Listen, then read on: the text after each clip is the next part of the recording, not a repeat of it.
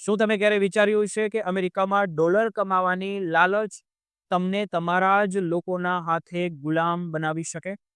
Waste વર્જિનિયામાં એક ગુજરાતી દંપતીએ એક ભારતીય યુવકને 4 વર્ષ સુધી મજૂર બનાવીને રાખ્યો અને હવે જ્યારે અમેરિકાની સરકાર એક્શનમાં આવી છે ત્યારે ડંકી રૂટથી જતા લોકો માટે આ મરણ ઘંટ સાબિત થઈ શકે છે.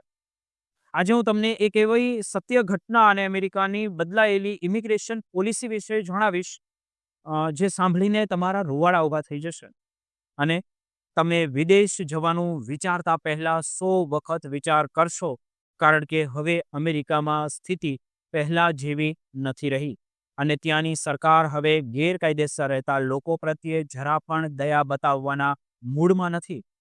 મિત્રો, વેસ્ટ વર્જિનિયાના એક શાંત વિસ્તારમાં એવા રોન્સવર્ટમાં રહેતા 51 વર્ષના રાજેશ પટેલ અને તેમની 44 વર્ષની પત્ની અવનીબેન પટેલનો કિસ્સો આખા ભારતમાં ચર્ચાનો વિષય બની ગયો છે.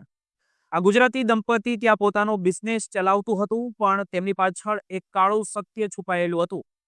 તેમણે આકાશ પ્રકાશ મકવાણા નામના એક 30 વર્ષના ભારતીય યુવાનને નવેમ્બર 2020 થી સપ્ટેમ્બર 2024 સુધી, એટલે કે સતત 4 વર્ષ સુધી પોતાના ગેસ સ્ટેશન પર મજૂરી કરાવવા મજબૂર કર્યો હતો. આકાશના વિઝા પૂરા થઈ ગયા હતા અને તે અમેરિકામાં ગેરકાયદેસર રીતે રહેતો હતો અને તેની આ જ મજબૂરીનો લાભ રાજેશ અને અવનીબેનને ઉઠાવ્યો હતો. રાજેશ પટેલે કોર્ટમાં કબૂલાત કરી છે કે તેમણે આકાશને કોઈ પણ પ્રકારનો કાયદેસરનો પગાર આપ્યો જ ન હતો કે તેના ટેક્સની કોઈ વિગત સરકારને જણાવી જ ન હતી. આકાશ પાસે પોતાનું વાહન નહોતું, એટલે રાજેશ પોતે જ તેને કામ પર લાવતા અને પાછા મૂકી જતા હતા, જેથી તે અન્ય કોઈના સંપર્કમાં ન આવી શકે. તેને રહેવા માટે જે ઘર અપાયું હતું તેનું ભાડું અને કરિયાણા પણ રાજેશ પોતે જ આપતા હતા, જેથી આકાશ સંપૂર્ણપણે તેમના પર નિર્ભર બની જાય અને ક્યાંય ભાગી ન શકે. આ એક પ્રકારની આધુનિક ગુલામી જ હતી, જેમાં એક ગુજરાતીએ જ બીજા ગુજરાતીનું શોષણ કર્યું હતું. એટલું જ નહીં, પણ આકાશને ગ્રીન કાર્ડ આપવા માટે તેમણે એક નકલી લગ્નનું પણ મોટું કાવતરું ઘડ્યું હતું, જેમાં કેલી અને હફ નામની અમેરિકન મહિલા અને જોસેફ નામના એક વ્યક્તિની મદદ લેવામાં આવી હતી.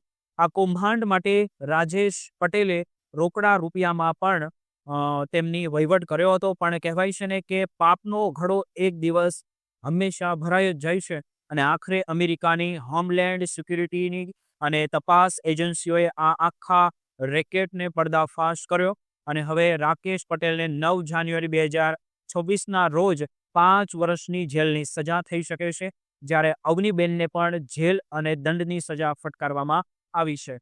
આ કેસ માત્ર એક ઉદાહરણ છે, પણ જેની પાછળ ડંકી રૂટનું બહુ મોટું જોખમ રહેલું છે, જે આપણે સમજવું પડશે. મિત્રો, તમે જોયું જ હશે કે આજકાલ ગુજરાત અને પંજાબના યુવાનોમાં અમેરિકા જવાનો એટલો મોટો ક્રેઝ બની ગયો છે. તેઓ 35 લાખથી લઈને 80 લાખ રૂપિયા સુધીનો ખર્ચ એજન્ટોને આપી દેશે.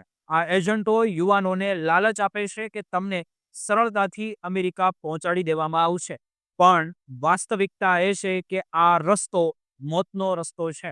ડંકી એટલે કે એક જગ્યાએથી બીજી જગ્યાએ કૂદકો મારીને જવું, જેમાં યુવાનોને જંગલો, નદી અને પહાડો કૂદાવવામાં આવે છે.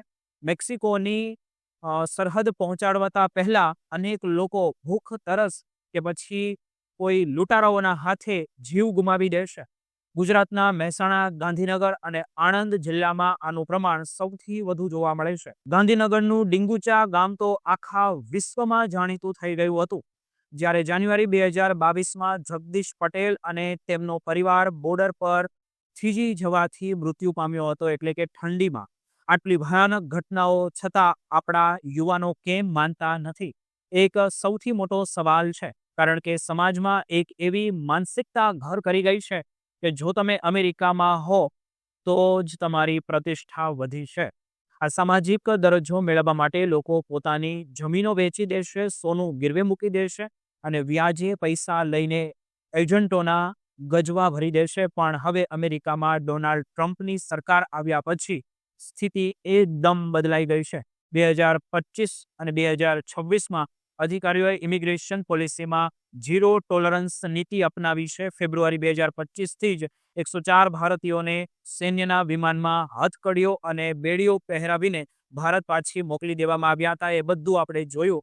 આ લોકોએ લાખો રૂપિયા ખર્ચ્યા હોવા છતાં તેમને અપમાનજનક રીતે દેશ નિકાલ કરવામાં આવ્યા અને અમેરિકી દૂતાવાસે પણ રેડ એલર્ટ જારી કરી દીધું છે કે જો કોઈ ગેરકાયદેસર રીતે પકડાશે તો તેની સામે ફોજદારી ગુનો નોંધાશે અને તેના આખા પરિવારના વિઝા પણ કાયમ માટે રદ પણ કરી દેવામાં આવશે. આનો અર્થ એ છે કે જો એક વ્યક્તિ ભૂલ કરશે તો તેના ભાઈ બહેન માતા પિતા ભાઈ ભાભી જે કંઈ પણ હોય તે ક્યારેય પણ કાયદેસર રીતે અમેરિકા નહીં જઈ શકે. ભારતમાં પણ હવે એન્ફોર્સમેન્ટ ડિરેક્ટરોએ અને પોલીસ એજન્ટો સામે કડક કાર્યવાહી કરી રહી છે અને કરોડો રૂપિયા જપ્ત કરવામાં પણ આવ્યા છે. મિત્રો, આ સૌથી મોટી સમસ્યા એ છે કે લોકો ડંકી રૂટથી અમેરિકા પહોંચી જાય છે. તેમનું જીવતું નર્ક જેવું તમને એ સાબિત કરાવે છે. તેઓ કાયદેસર કામ કરી શકતા નથી એટલે તેમને ખૂબ જ ઓછા પગારમાં અને ખરાબ પરિસ્થિતિમાં કામ કરવું પડે છે. વેસ્ટ વર્જિનિયાના આકાશ મકવાણા જેવી સ્થિતિ હજારો ભારતીયોની અમેરિકામાં છે જેઓ ડરના માર્યા પોલીસ પાસે જઈ શકતા નથી અને પોતાના જ લોકોના હાથે શોષણ થાય છે. જ્યારે કોઈ યુવાન ડિપોર્ટ થઈને પાછું ભારત આવે છે ત્યારે તેની પાસે ન તો પૈસા હોય છે અને ન તો એને જમીન હોય છે અને ન તો એની પાસે બીજું કંઈ હોય છે. માત્ર હોય છે તો એ હોય છે દેવું, જે એટલું વધી ગયું હોય છે કે આત્મહત્યા કરવા જેવા સપનાઓ તેમને જોવા પડે છે અને મજબૂર કરે છે. મિત્રો, મારે તમને એટલું જ કહેવું છે કે ડોલરની ચમક પાછળ આંધળી દોટ ન મૂકો. કાયદેસર જાઓ. જો મહેનત કરશો તો આપણા દેશમાં પણ ઘણી તકો તમને અહીંયા છે. વિદેશ જેવું હોય તો કાયદેસર રીતે જાઓ, પણ એજન્ટોની વાતોમાં આવીને તમારું જીવન અને તમારા પરિવારની મૂડી જોખમમાં ન મૂકો, કારણ કે 2026માં અમેરિકાની સરકાર વધુ ને વધુ કડક બની છે અને વધુ 2000 જેટલા એજન્ટોએ મેદાનમાં ઉતારવા પડ્યા છે તેમને, જેઓ ઘરોમાં જઈને તપાસ કરશે અને ગેરકાયદેસર લોકોને પકડશે. જો તમે પકડાયા તો કોઈ પણ તમને બચાવી નહીં શકે. એટલે જ કહું છું કે આત્મનિરીક્ષણ કરવાનો સમય આવી ગયો છે કે શું થોડી વાહવાહી મેળવવા માટે મોતનો ખેલ ખેલવો વ્યાજબી છે. હું આશા રાખું છું કે આ માહિતી તમારા સુધી પહોંચી હશે. તમે અંત સુધી જો વિડીયો જોયો છે તો નિર્ણય તમારે લેવાનો છે કે તમારે શું કરવું, ત્યાં રહીને કે પછી ભારતમાં રહીને. આભાર.